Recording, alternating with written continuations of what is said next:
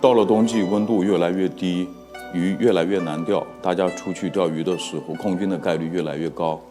为什么会出现这种情况？主要有几个方面的原因。第一个呢，是因为温度逐步的降低之后，大部分我们之前能钓的鱼种，它逐步的进入了这个停止进食，或者说进入了冬眠的一种状态。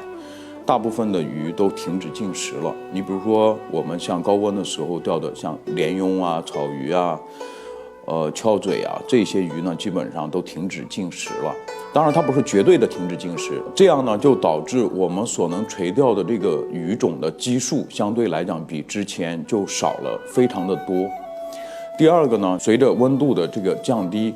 大部分的鱼活动的范围非常的小，大部分的鱼呢都会选择扎堆抱团取暖越冬的这样的一个阶段。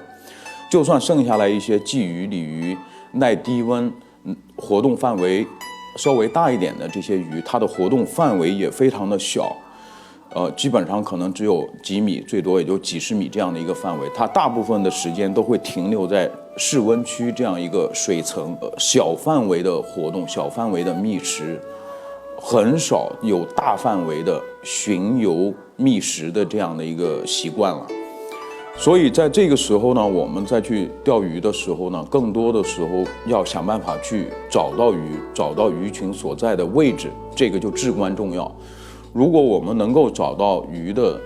所在的位置，鱼群集中的地方，那这样我们就有可能保护。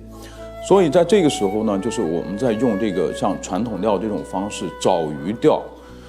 多做窝的这种方式，有的时候优势反而会更大一些。这个呢，也就是大家常说的，就是高温的时候呢是鱼去找食，而低温的时候呢是人去找鱼。第三个呢，因为温度逐步降低，鱼的活性也越来越低，大部分的鱼呢都处于身体僵硬的这样的一个阶段，然后就是它的活性跟它吃饵觅食的这个动作也会越来越少、越来越小、越来越轻，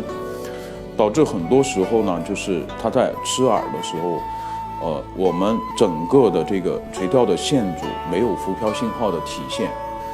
像这个时候呢，好多钓友还在沿用就是高温季节的那种粗犷的那种线组，就是大漂、大线组、大钩。没有考虑到就是鱼它本身身体的这种发生的变化，没有把线组做得更精细一些。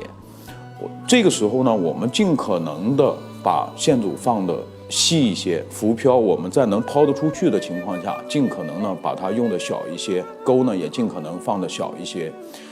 这个呢就像这个华老爷子说的一句话，就是我们把方便留给鱼，这样呢我们的渔获可能也会更好一些。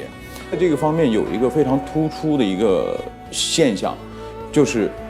很多时候我们没有看到浮漂任何的动作跟任何的信号，但是我们在换饵或者说抬竿的时候，却发现钩上已经有鱼了。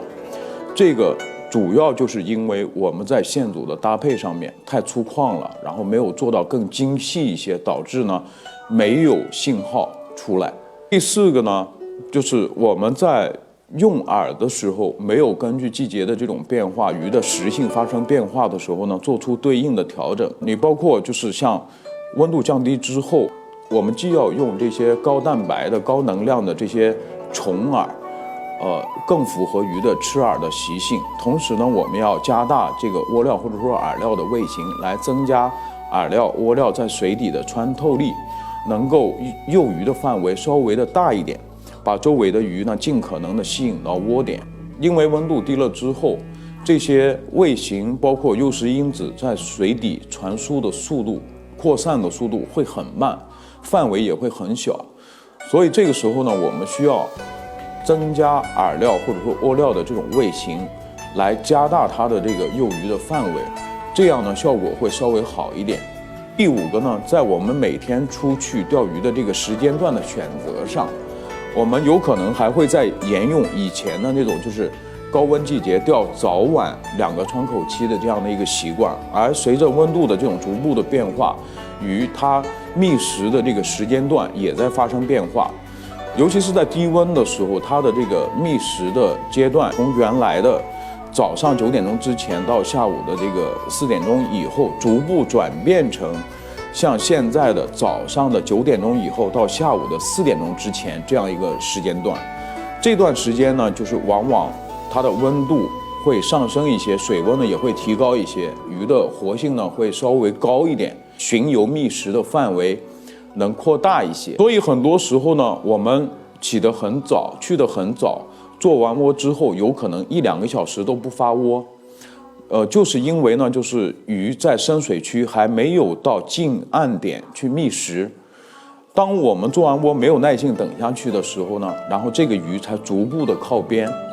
所以我们在选择垂钓的时间的时候，我们要根据鱼的这个习性去适当的做一些调整。